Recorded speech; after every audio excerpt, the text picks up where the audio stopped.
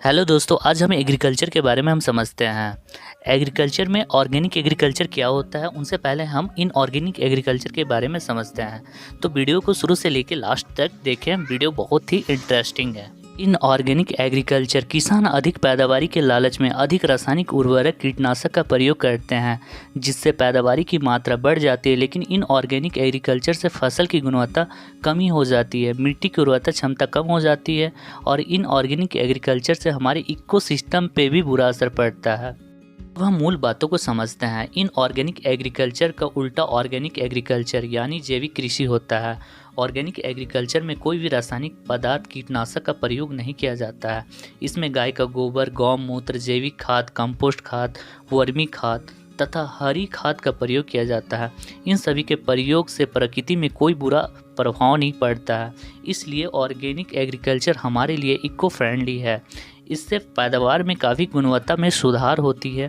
इस प्रकार के ऑर्गेनिक फूड हमारे हेल्थ के लिए भी काफ़ी फ़ायदेमंद होते हैं। आज पूरी दुनिया ऑर्गेनिक एग्रीकल्चर को प्रमोट करे, लोग फिर से इन ऑर्गेनिक को छोड़कर ऑर्गेनिक को अपना रहे हैं और आने वाले अपनी भविष्य की पीढ़ियों को सुरक्षित करना चाह रहे हैं। अब हम समझते हैं कि भारत में ऑर्गेनिक एग्रीकल्चर से इन ऑर्गेनिक एग्रीकल्चर में क्यों शिफ्ट हुए थे, यानी जैविक कृषि को छोड़कर रासायनिक कृषि में क्यों कन्वर्ट हो गए थे। तो हम इसे अच्छे से समझते हैं। आज़ादी के बाद भारत की कृषि कुछ खास स्थिति पे नहीं थी। भारत की अनाज भंडार में काफ़ी कमी आ गई थी। 60 के दशक में ऐसी स्थिति थी कि बाहरी मुल्कों से अनाज आयात करना पड़ा और परंपरागत खेती से ज़्यादा पैदावारी की प्राप्ति नहीं हो पा रही थी।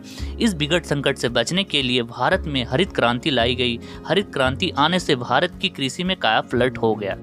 अब खेती में नए मशीनरी संसाधन का प्रयोग होने लगे और फसलों की ज़्यादा पैदावारी के लिए आर्टिफिशियल खाद का भी प्रयोग किए जाने लगे।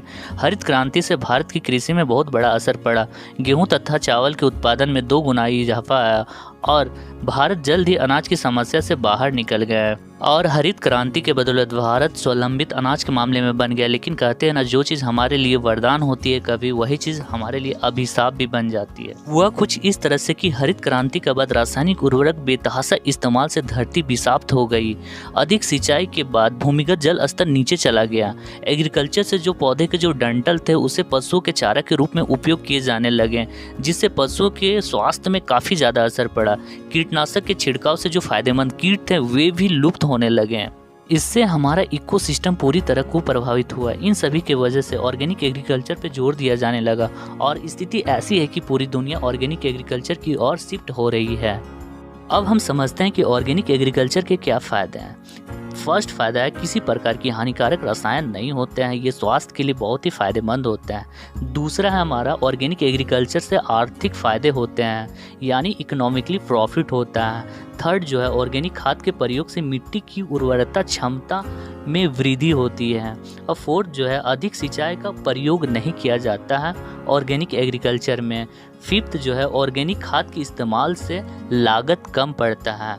तो दोस्तों, आज के लिए बस इतना ही। अगर आपको ये वीडियो अच्छा लगे तो लाइक, सब्सक्राइब, शेयर करना ना भूलें। Thank you watching this video. Like to subscribe to share. जय हिंद, जय भारत।